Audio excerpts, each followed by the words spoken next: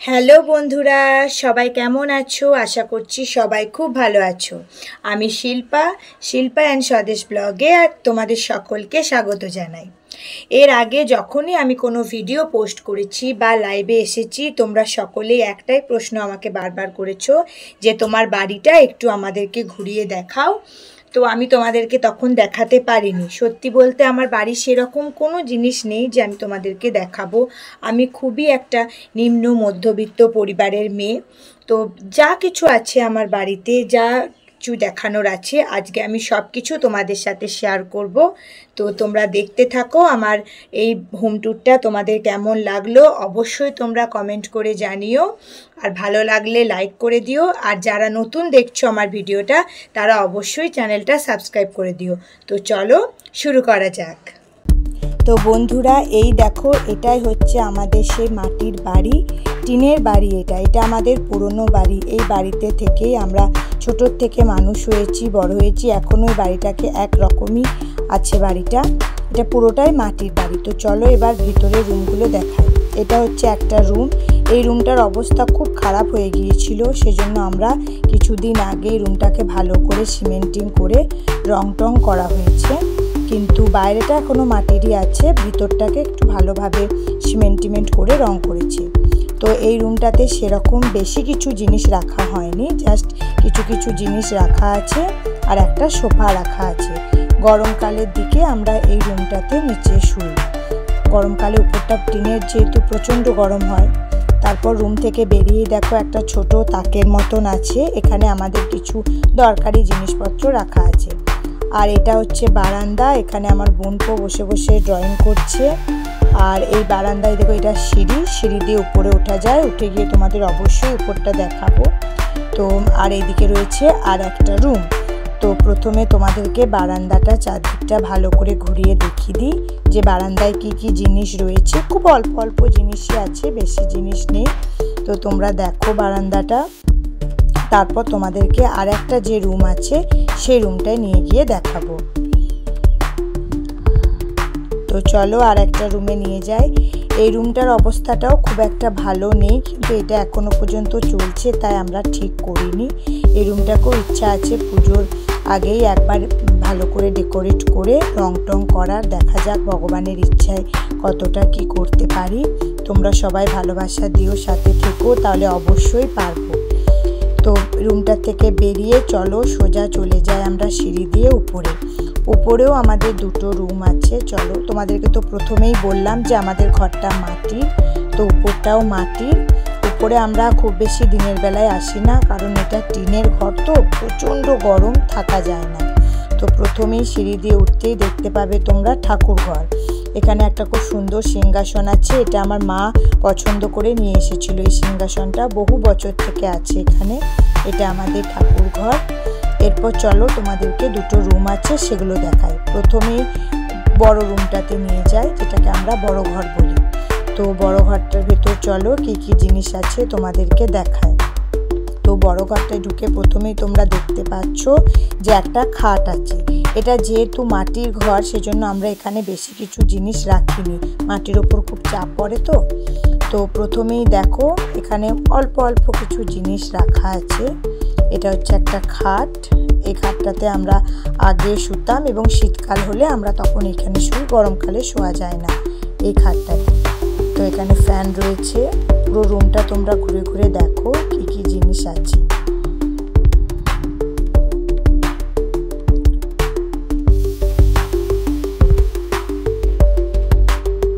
ইনি হচ্ছেন আমার বাবা। আমার বাবা 6 মাস আগে মারা গেছেন। এটা হচ্ছেন আমার বাবার ছবি। আর কিছু টেবিল ফ্যান জিনিসপত্র এখানে রাখা থাকে। খুব বেশি কিছু জিনিস প্রথমেই বললাম তোমাদেরকে রাখা হয় না। আর এটা টিচার্স ডেতে আমি আমার স্টুডেন্টের কাছ থেকে পেয়েছিলাম, তো সেটা এখানে রাখা আছে। এবার এদিকে একটা ছোট্ট আলমারির মতো আছে, এখানে কিছু ঠাকুরের ছবি আর আমার দাদু ঠাকুমায়ের ছবি রাখা আছে। এই আলমারির মধ্যে কাকার কিছু বই টই এসব রাখা আছে। তো তোমরা ঘুরে পুরো রুমটা প্রথমেই দেখে নাও।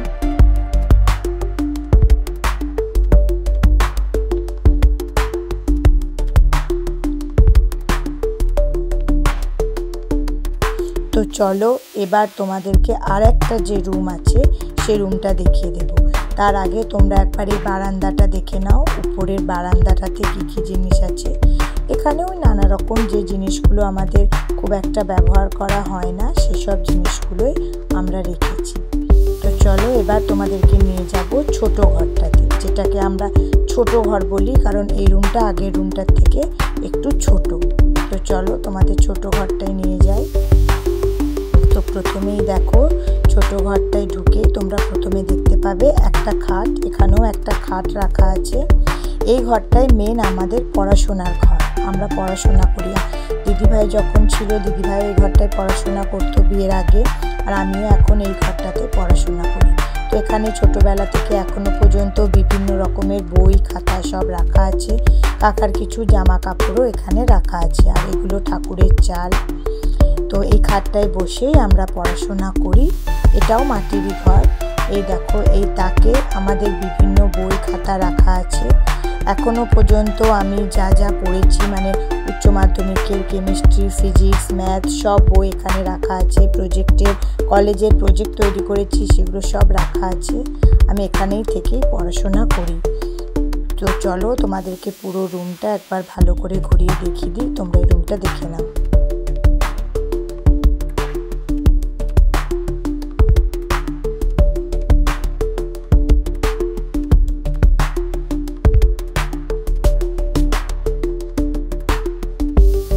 তো চলো এবার নিচে চলে যাই। এবার তোমাদেরকে দেখাবো আমাদের রান্নাঘরটা, যেটা আগে ছিল না, নতুন করে আমরা তৈরি করেছি। এই রান্নাঘরটা অ্যাসবেস্টার দিয়ে তৈরি করা হয়েছে। আগে আমাদের রান্নাঘর ছিল না, প্রচণ্ড কষ্ট হতো, সেজন্য এই রান্নাঘরটা নতুন করে করা হয়েছে।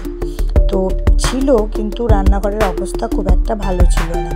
তো এই জন্য এইভাবে এখানে এই জায়গাটাতে আমরা রান্না করতাম প্রথমে, কিন্তু ঘরটার অবস্থা খুবই খারাপ ছিল।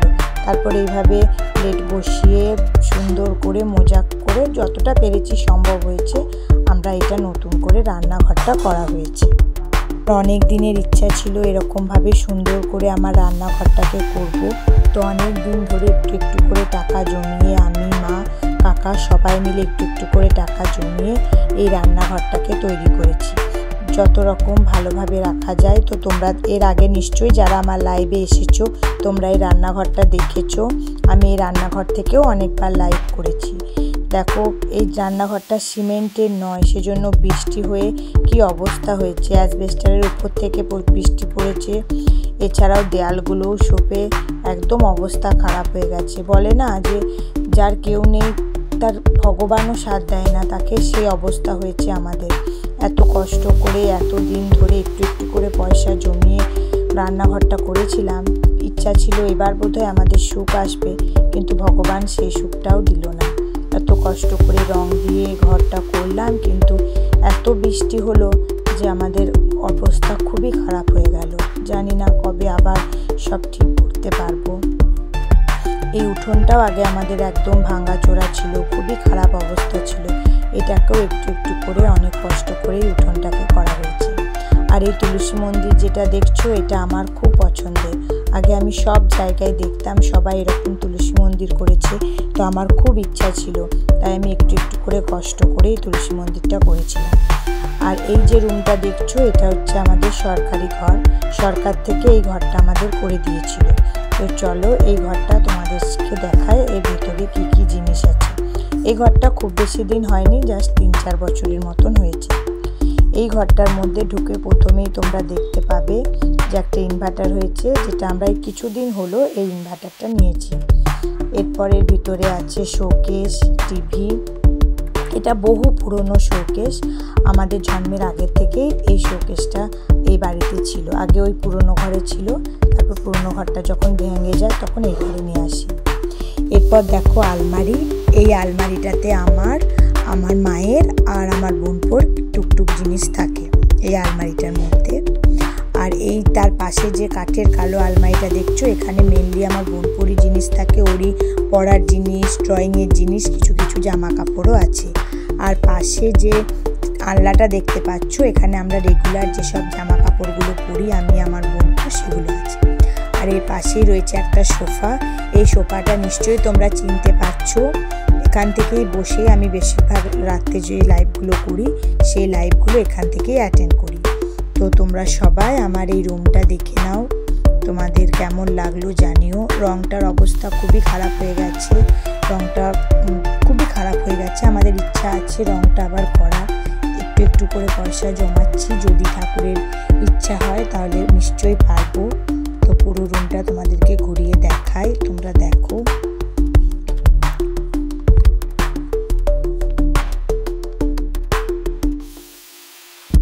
তো চলো এবার তোমাদেরকে আরেকটা রুমে নিয়ে যাই।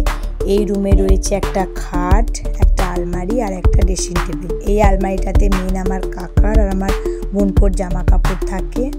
আর তার পাশে রয়েছে দেখতে পাচ্ছ একটা ড্রেসিং টেবিল। এখানে আমার মেনলি সমস্ত জিনিসপত্রগুলো রাখা থাকে এই ড্রেসিং টেবিলটার মধ্যে।